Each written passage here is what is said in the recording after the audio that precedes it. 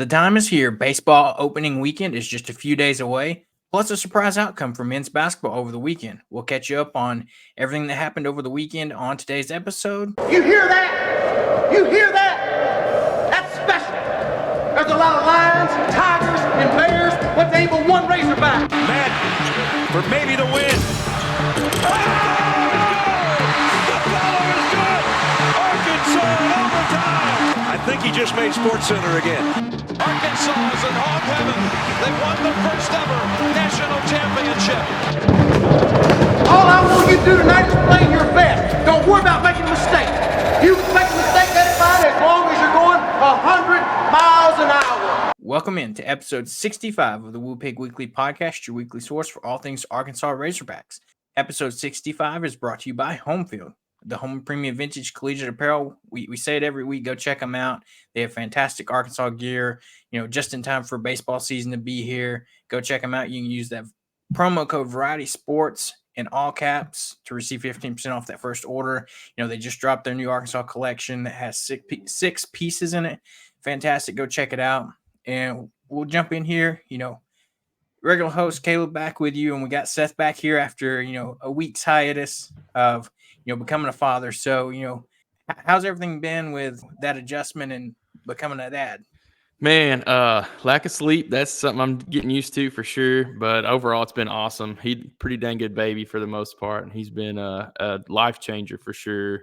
Definitely still getting adjusted, going back to work and things of that nature. I'm working half days and whatnot, just to try to kind of balance a little bit of staying caught up at work, but not missing out on too many things here. As he's about a week and a half old now. So all in all, man, it's been an absolute blessing and a tremendous experience. Glad to have you.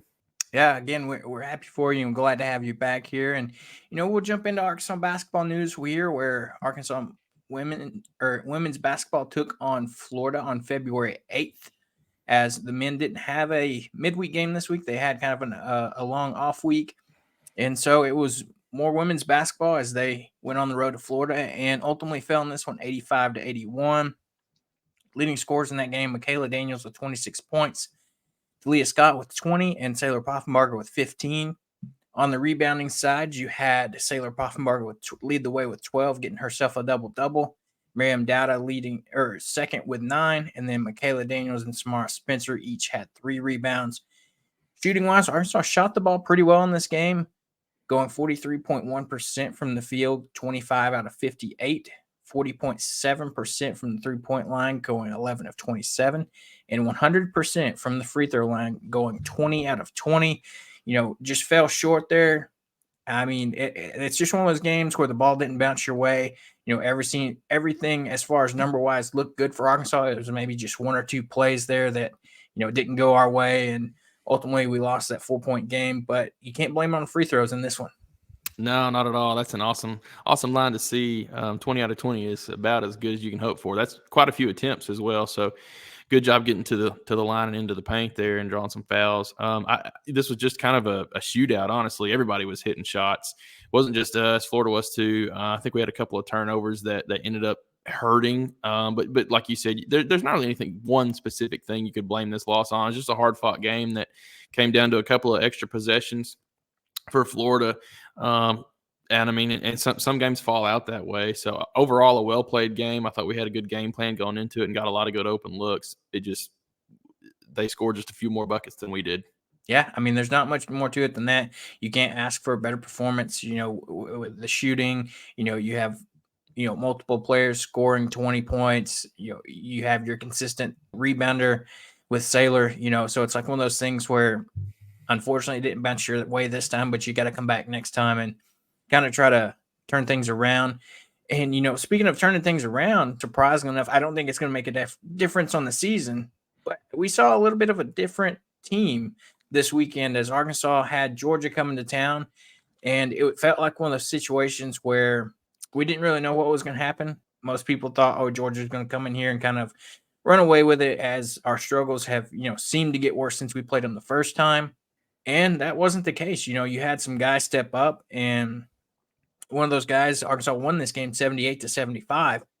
One of those guys, which he was due for a good game, El Ellis. that seems to be his streak so far this season is he'll have a good game, have a bad game, get pulled, not play for a game or two, and then, start the cycle all over again. So Minifield also had 15 points in this game, followed by Mekhi Mitchell with 14 and Tremont Mark with 13. So it's nice to see that scoring margin spread over multiple players compared to just having one or two people lead the way.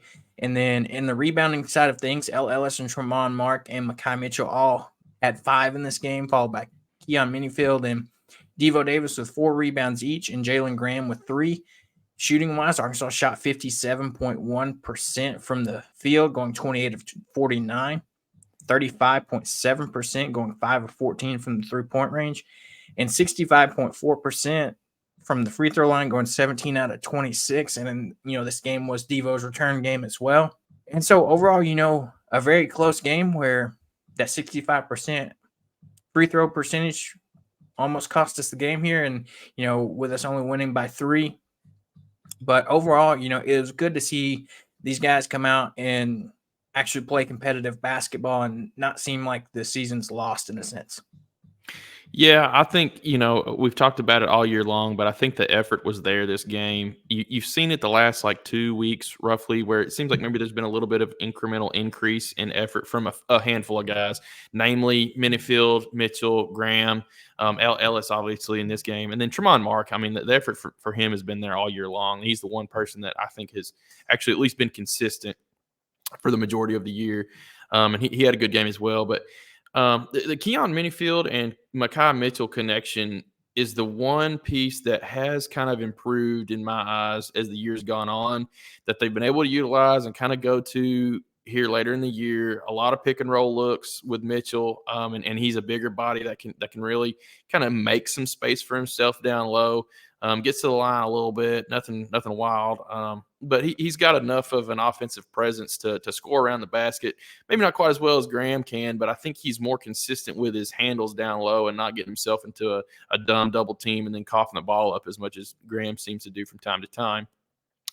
So that connection between Minifield and Mitchell, I think, has been kind of one piece that's been a difference maker these last handful of games. Obviously, they haven't always resulted in wins, but we've had some closer games against, Kentucky, here against Georgia.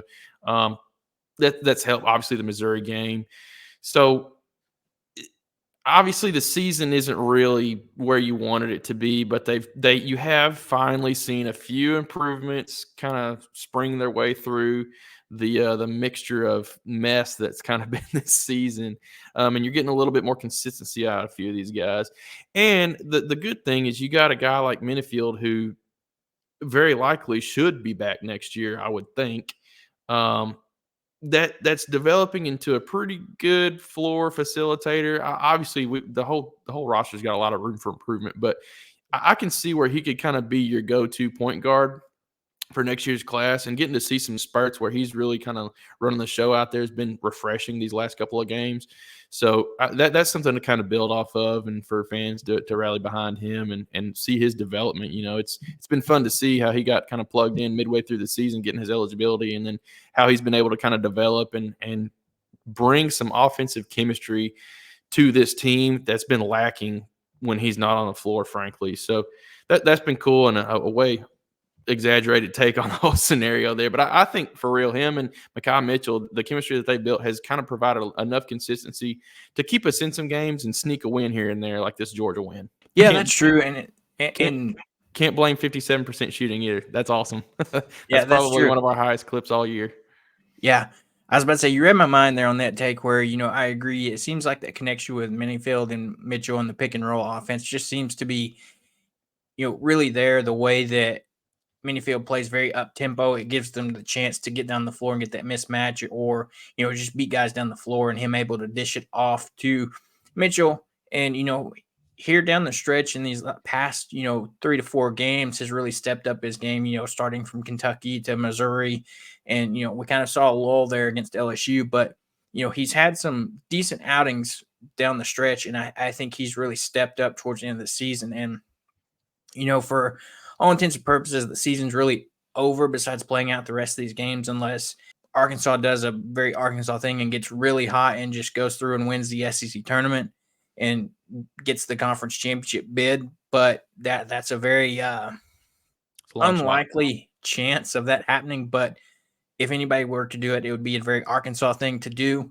I mean, and this game coming up tomorrow on Valentine's Day might not be such a happy game for Arkansas as Tennessee's coming to town, and they've been pretty hot here recently. I know they fell on Saturday to Texas A&M, so you might have an upset or frustrated Tennessee team coming to town wanting to get back on track, and that might not bode well for Arkansas. And so we'll jump back over to Arkansas women's basketball, where fortunately they had that loss against Florida, jumped over and traveled right up to Tennessee, and didn't fare much better in this one, where it was a little bit worse as they fell 81-55. So a much larger spread there in this game. And the reason behind this, besides your leading scorer of Talia Scott with 23 points, you didn't get much out of anybody else. You had Miriam Dowda with 10 points and Samara Spencer with 8. Rebounding wise, Sailor Poffenbarger, 7 rebounds, didn't even hit double-digit rebounds in this game. Michaela Daniels with 6, Miriam Dowda with 5. And then you look at your shooting percentages as well. Arkansas shot 31.9% from the field, going 22 of 69, 22.9% from the three-point line, going 8 out of 35, and 60% from the free throw line, going 3 out of 5. That's really where it hurts, is shooting 5 free throws. We just talked about against Florida, they shot 20 free throws, and then you go and turn around and make 5. So it seems like Tennessee really came in with a good game plan of stopping Arkansas from driving the ball and getting those fouls at the basket. And credit to them. That was a good game plan, which we know that's a big piece of Arkansas's basketball. Game planning is they love to drive the basket to the basket and get fouled and, eat from the free throw line. And just wasn't there for them this game. No, that's definitely the one that sticks out the most. Is Tennessee did a fantastic job forcing mid-range and three-point shots here. They weren't allowing anybody to really get down low, and they did a good job not fouling on a lot of their shot closeouts and things of that nature. So you do got to give Tennessee a lot of credit here. I think this was almost a fluke game where it just seemed like we were off our rhythm from the start. We shot okay from 3, but we shot 35 threes, which is a significant amount. And there's games where we've lived by the 3, and this is a game where we've kind of died by the 3, and then the lack of getting any paint looks and getting fouls in the paint, things of that nature. So this one, I think you kind of got to wad it up and throw it in the trash and not look back on it too much. It was just a weird feeling game. Nothing was clicking right. We had some careless turnovers.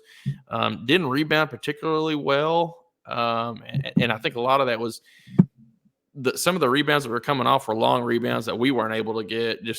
We weren't getting any close looks where you could get an easy putback, anything like that Sailor's kind of been good at all year. So just an uncharacteristic game. Tennessee, like you said, had a good game plan to kind of get us out of our rhythm from the get-go.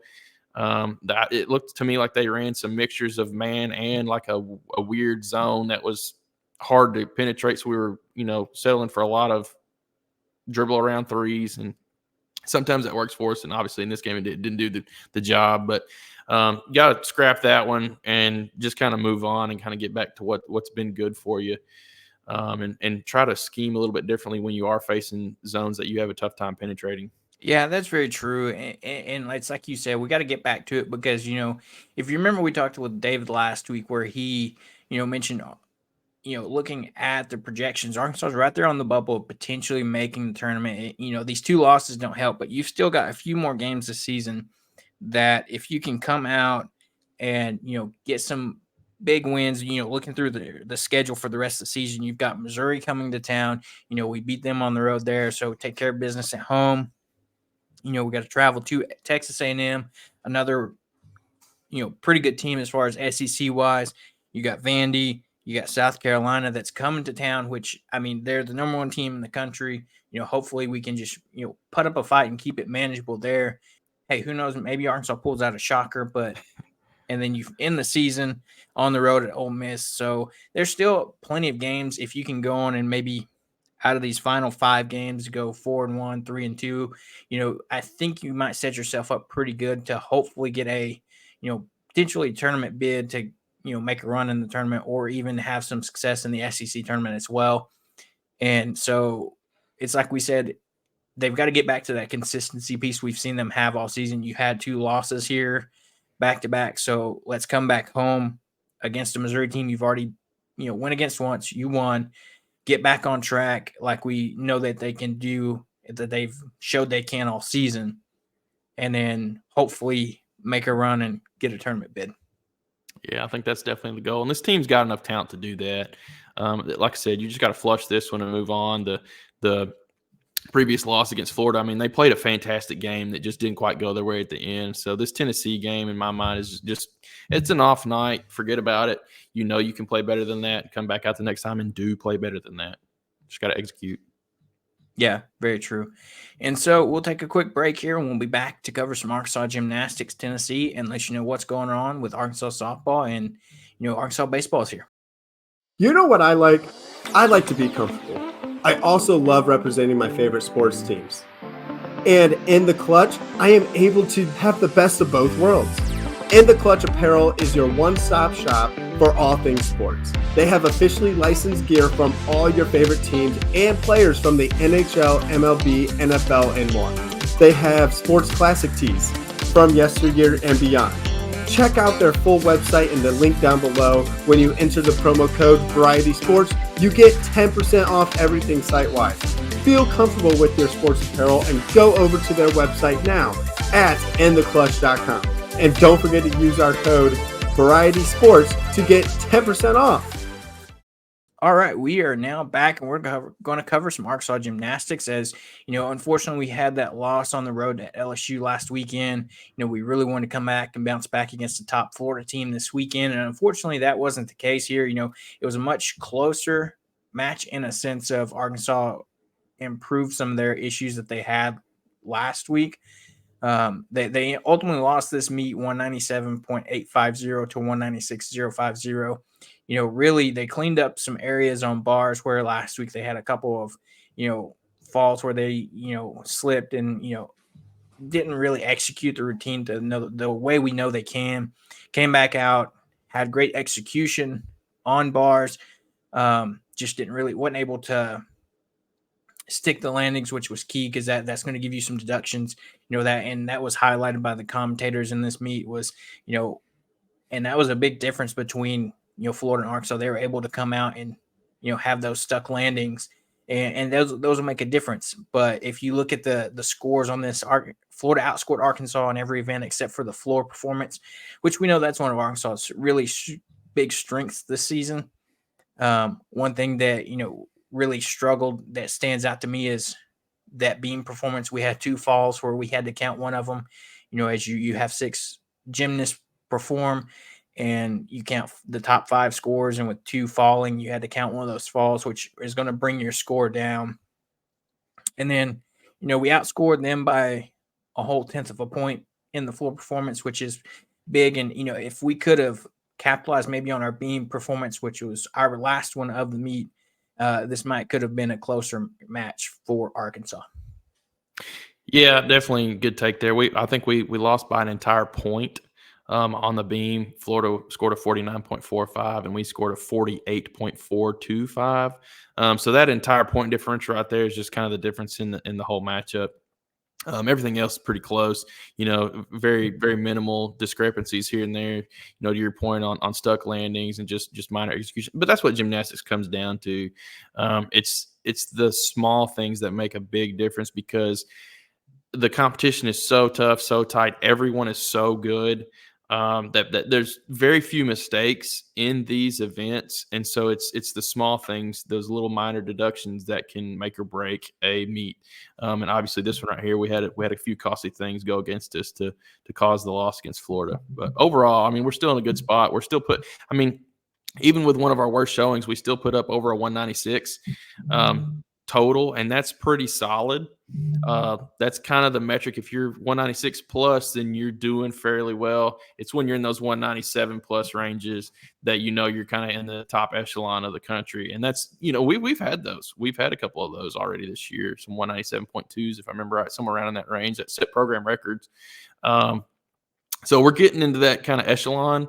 We just got to get the consistency down for it. Yeah, that's true. And it seems like no matter what, it was one of those instances where Florida had a gymnast, Leanne Wong, that always seems to have Arkansas's number. She scored a 10 in one of her in one of the categories there. And I believe that's her either third or fourth 10 against Arkansas alone. So it seems to like she ups her game whenever Arkansas comes to town or they come to Bud Walton or Barnhill, whichever that meet's going to be in. And so it's tough when you have instances like that, people that come out and score 10. And so hopefully they bounce back. They've got almost a round robin type tournament thing coming up this weekend.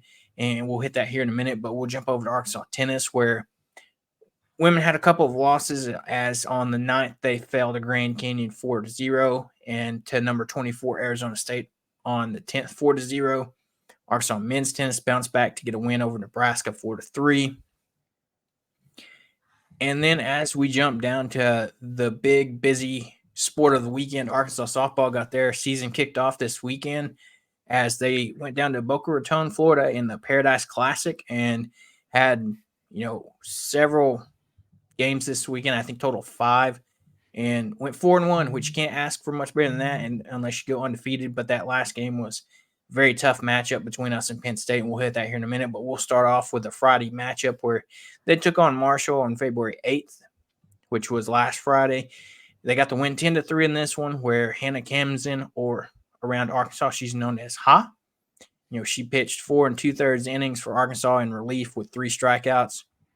And in this one, you had 2 of your upperclassmen step up in this game with Kylie Halverson and Bree Ellis both going 2 for 3 with 2 RBIs and 2 runs scored while forcing a walk.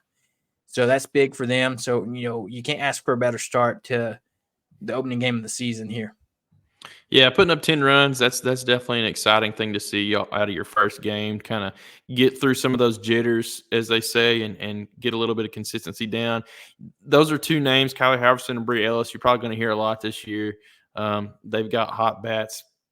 You've heard it all year long, kind of the hype that some of these players have had coming into the year, and it's fun to see them delivering, game 1. Yeah, so true. And then on their doubleheader of that day, they took on FAU, the hosting team, got the win 8-0 in 5 innings. So, this is something we saw fairly often last year is Arkansas ending games, before the full 7 innings here. In this game, sophomore Robin Herring got the start going those full 5 innings with allowing only 2 hits, 7 strikeouts, and this is her 3rd career shutout. And did I mention she's only a sophomore? So you can't ask for a better performance from one of your star pitchers like this. And then on the offensive side of things, another person that you're going to hear a lot of this season, Reagan Johnson, went 2 for 4 with an RBI and a run scored. Bree Ellis also had a 2 RBI single as well. So it's like one of those situations like we highlighted it all off season. This team's going to find no shortage of people to step up when maybe somebody else is not having their best day. Maybe Halverson didn't have a best game in this one, but who stepped up? Reagan Johnson. Then you had Bree Ellis also continue to pull things together. And we'll highlight a few other players later on in a few of the other games. But I think that's going to be a strength of this team is the depth where one person's maybe not feeling it one game, or you have 1 to 2 others that can step up. Yeah, that's very true. And that's really what you want in a good softball or baseball lineup. You want to have some power kind of scattered throughout your lineup, 1 through 9, top to bottom. You don't have to have just an entire roster full of sluggers. You want some people that are good at drawing walks, good at getting base hits, things of that nature. But there's enough power hitters to kind of sprinkle through this lineup that any given night you're going to have somebody maybe pop off for a couple of RBIs just because they had a big clutch swing with a couple of runners on base, things of that nature. And anybody on this lineup right now can be that person. So you're going to hear a host of names, and then I think Bree Ellis is definitely going to be one that's we're talking about week in and week out for sure. I just don't see how she's not going to be lighting up the scoreboards week in and week out. She's phenomenal. I was about to say you'll see Bree Ellis hitting Bree bombs at Bogle Park as a part of the Bogle Bombers. So we'll jump over to that next matchup on Saturday as Arkansas took on Ohio, won this match 7-3. pitching wise here, you had transfer Morgan Leanstock get her first start of the season, going 6 2/3 innings, allowing 5 hits, 3 runs, 1 walk, and 7 strikeouts. Hannah Camden coming in for the final 1/3 of an inning to close things out here. Arkansas had 10 hits in this game. That's big. It's something that we know this team has the power and the offensive firepower this season. And, I just mentioned the name a while ago, Reagan Johnson in this game. She went 4 for 4 with 2 runs scored and 2 stolen bases. So not only can she hit the ball really well, she is lightning fast and can steal the bases as well as anybody in the country. Nia Carter, another one of those transfer names that you might hear quite frequently this season, went 2 for 4 with 3 RBIs. And then your senior that decided to come back after a great season last year, Rylan Hedgecock, went 2 for 4 with a double and 2 RBIs as well. I mean, it's honestly hard to find a weak spot in this lineup. It is, man. It took Rylan Hedgecock a couple of games to kind of get her name called, but just like we were saying, it all is a little bit dependent on who you have on base ahead of you for you to pop off and have a multi-RBI type game, multi-hit game, thing like that. It just sometimes the stars align well, and that's when some of your star players really shine. And Hedgecock is another one of those names you're going to hear all year long. I seriously think this team has a lot of potential. There's not a lot of weak spots to where you get to a certain part of your lineup, and if you're kind of on a little rally type run in the bottom of an inning or something, you automatically kind of get shut down just due to that. I don't think you're going to see that much this year with this team, and that'll put a lot of pressure on a lot of opposing bullpens and stuff, because there's no opportunities. Okay, if we can just get past this one batter, these next couple of batters, it lightens up a little bit. We can get a couple of outs and get out of this maybe troublesome situation of an inning. There's not going to be a lot of opportunities for opposing teams against us like that, as long as we stay fairly injury free.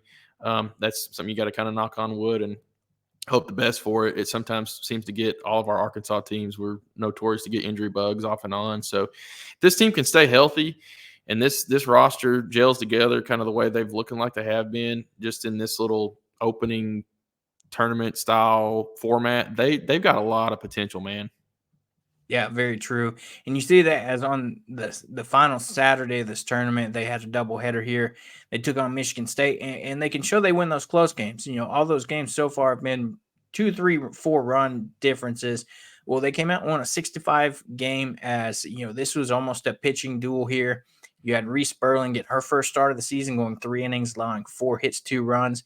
Hannah Camden came in for 2 2/3 innings, 5 hits, 3 runs, 1 walk, and 4 strikeouts. And Robin Herron come in to close things out with a final 1 1/3 innings. 1 walk, 3 strikeouts here. Arkansas had 7 hits in this game, 2 of those being home runs. You had Hannah Gamble, another one of those names that you can always seem to count on, either drawing a walk or having a big hit when you need it, having a 2-run home run. And then Callie Halverson, we said it in the first game, had a home run herself, redshirt senior coming back with that experience and getting the win here. So, I mean, it's going to be, I feel like the same story each game. Somebody's going to step up. You're going to have somebody, a big game here. It's just going to benefit Arkansas as you get down through those tough SEC matchups. Yeah, I think that's true. And this was unfortunately the last win we got here, and it was a close one, which is a good thing to show that we can win those close ones. And then the following matchup against Penn State was also a close game that unfortunately didn't go our way. But it's definitely cool to see, Robin Herron, she's showing that she can kind of be a do-it-all style pitcher, come in and pitch full games, come in as a closer, whatever you really need her to do. I think she's kind of got that Hagen Smith almost type knack about her, that she came in there and to me, she's the reason we won this game. Came in, really closed things down, picked up 3 strikeouts in the last 4 at bats. And so that's pretty impressive, and definitely something that I think is going to be nice to have in the bullpen potentially if she, hasn't gotten a start earlier in the week or whatever. And then with the way softball is, I mean, you find somebody like that, you can ride them quite a bit more than you can in baseball. So you'll see her name quite a bit on some weekend series, I think, maybe start a full game one Friday night and then have her bounce back and pitch another 3 shutout innings to close out the series or something on Sunday. I mean, you never know, but that's definitely something that she looks like she's going to be capable to do this year. And that's nice to have in your back pocket as well. It's very true. It's like you got a big hole to fill with Janice Dels. after last season. So it looks like she might be stepping up. There's several on this roster that can. And like Seth alluded to here, that was our final win in Boca Raton in this Paradise Classic. As the final match of this weekend, Arkansas took on Penn State, and they fell 3-2 in extras, going 8 innings in this game. Robin Herring came out, like we just said, he came out and closed that last game. She came out and started this game as she was on a roll, pitched 7 1/3 innings, 5 hits, 3 runs, 1 walk, and 10 strikeouts. Reagan Johnson, Nia Carter accounted for Arkansas's 4 hits in this game, and Arkansas drew the offense. This is another impressive stat that this team can get you if they're not, putting over the fence. They're drawing walks. Arkansas drew 6 walks in this game, which is pretty impressive. And, it kind of shows you this game was a pitcher's duel and, just unfortunately didn't fall Arkansas's way. Yeah, I think that's pretty much all you can say about it. Obviously, Robin Herring, like I said, I think she's solidifying that she's going to be that workhorse potentially. You've got a few extra names in there compared to last year that I think you can sprinkle the workload around onto, which will be a good thing. Even from like a scouting perspective, teams are going to have a harder time knowing exactly what they're going to be going up against and how to prepare, because we can roll out a few extra arms out there than I think we've had in years past. So that's definitely a kudos to the recruiting staff. Getting this bullpen built the way they are is something I think has been an improvement year over year of these last few seasons. We're in a really good spot right now, even losing our ace of last year. I think you're quickly seeing the up and comer of Robin Herring. She's becoming that ace. You've got a couple other really good arms to go around her. Unfortunately, couldn't get 1 or 2 of those real clutch hits that we seemed to had earlier on in this weekend to kind of pull this game out as a win instead of a loss. But I'll take a 1-run loss, here and there. It's as long as you're in games and have a chance to win, that's really all you can ask for in the world of baseball and softball. There's going to be losses. It's virtually impossible to go undefeated. Just kind of with the way the nature of the games are. There's a little bit more, I'm not going to say luck, but almost luck and happenstance from time to time that can create wins and losses in the baseball and softball world in comparison to, football and basketball and things of that nature. So every once in a while you have a bad game where things don't roll your way. You have some really loud outs, you're getting good contact, good hits, but you're hitting it right at the outfielders. And sometimes those things just happen and you don't have a way to get people in, even though you've got, 6 free base runners. You just had a hard time finding ways to get them around and get them to score. So can't look at this one as a bad game at all. This is a great game. It just was a close one that we unfortunately dropped. Yeah, very true. And so we'll jump over to Arkansas baseball, the main event, if you will, as Arkansas baseball is going to open up their season this weekend. It's much awaited. I think Arkansas fans, like David said last week, the entire state is ready for this. And, before we jump into that first matchup, we got to, cover some unfortunate news where Peyton Stovall, he missed second half of last season due to a shoulder injury, got that cleared up, got healthy, was ready to go. And unfortunately in scrimmage last week, broke his foot, missed his 4 to 6 weeks non-surgical break. So I believe I heard it might be just a stress fracture, which is even better. But at least it doesn't require surgery, and we're not going to be without him the entire season because I think he, even with this minor setback, could be primed for a big season. Yeah, I think so too. I hate that he's not going to be able to kind of be a part of some of the tune-up series, if you will. We'll be getting him back closer to like SEC play, potentially into SEC play and whatnot. You never really know how the recovery goes on some of those like little minor hairline fractures and stuff. I heard he got hit by a pitch in the foot. So a very unfortunate way that this happened. And it seems like he just can't catch a break, man. But he's such a dynamic player. You really got to have him out there whenever he is healthy. He can do it all. I mean, he's got a really hot bat from time to time. He's a phenomenal fielder. I mean, but probably a better fielder than he is a hitter even. But that's pretty impressive considering he's a solid hitter as well. So it's going to be a loss not having him out there. And I am curious to see kind of how we fill his shoes at that second base slot. And we had talked to Peyton Holt a couple weeks ago, and Peyton was saying that he was very likely going to be playing third base, but that might be a little bit more up in the air now with Stovall being out for 4 to 6 weeks potentially. So I'm curious to see how we shuffle around the infield to kind of make this all fit and fill his shoes for the first, few weekends of the season. That'll be kind of fun to watch. You might be able to get a little bit of a look at some of the younger guys earlier than you might have anticipated, especially in some of the midweek games. So that'll be fun to see as well. I'm definitely going to be looking forward to kind of seeing where some of that talent stacks up. But overall, hope Peyton has a very, very quick recovery. We know we're going to need him this season if we're going to have the type of season that we want to have. You really kind of need all hands on deck, so to speak. And he's definitely a big piece. And it's impossible to replace him, honestly. I just don't really know how else to say it other than that. Yeah, that's very true. And we'll jump into this. So this first series we have, Arkansas is opening up the season with a 4-game series starting on Friday through Monday against James Madison, JMU. The Dukes coming to town. When you look at them, last season they went 31-25, made it to the second round of the Town Bank Royal Rivalry Challenge, and was in the Sun Belt Conference Championship game. So apparently in baseball, they are in the Sun Belt Conference. So they're a team that they made their conference championship, was a little bit above 500. So they're not a team that you can just count out. We've seen it before in opening weekends for Arkansas. They might drop a game. Hopefully that's not the case here with the talent and how loaded this team seems to be this season. But you never can tell, and that's why you got to come out each game, with your A game ready to go. So I'll be interested to see what kind of challenges this team presents to us as, we go into this first opening weekend. Yeah, me too, man. I think there's a lot of questions kind of swirling right now on who's your starters, who's your relievers, especially now with Stovall out for a few weeks. How are you going to fill the infield? What's that going to look like? I'm definitely curious to see. Obviously, in my mind, you've got a potential kind of a big three from your pitchers if you want to play them this way of Hagen Smith, Brady Tigert, and then Big Mac kind of could be your weekend starting rotation if you would like. There's a lot more options out there where you've got Molina, for example, who's got plenty of starting experience if you want to flex Hagen to more of a closer style role, or Brady to more of a closer style role, or heck, even McIntyre to a closer. They've all done it.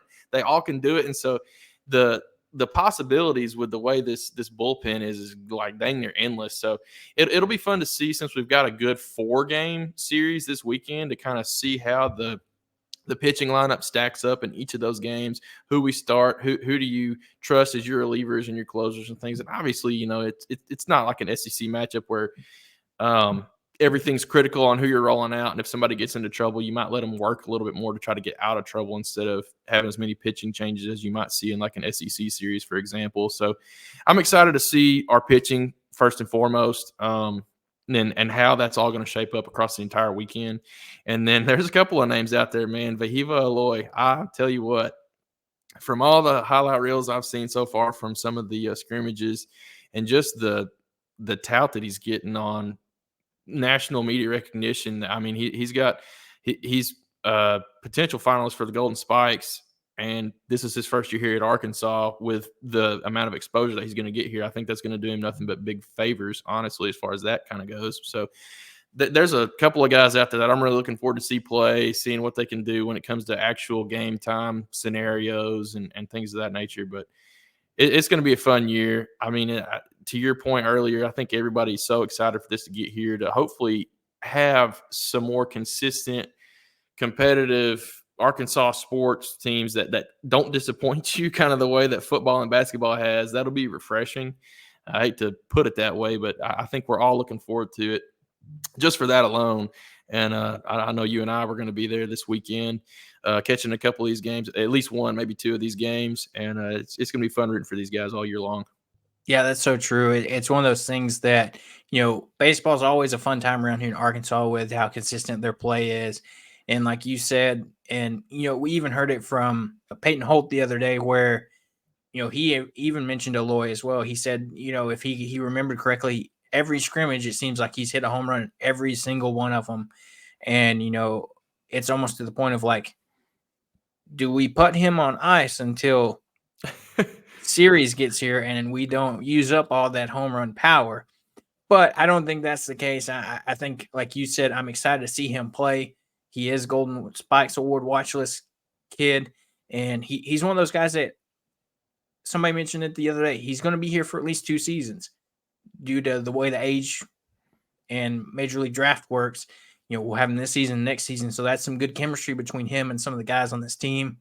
And, it's a lot to live up to, but, if you're going to be one of the Arkansas greats, it's got to, got to live up to that battle type mentality that we've seen here in the past few years, as far as one of our most recent better shortstops in history.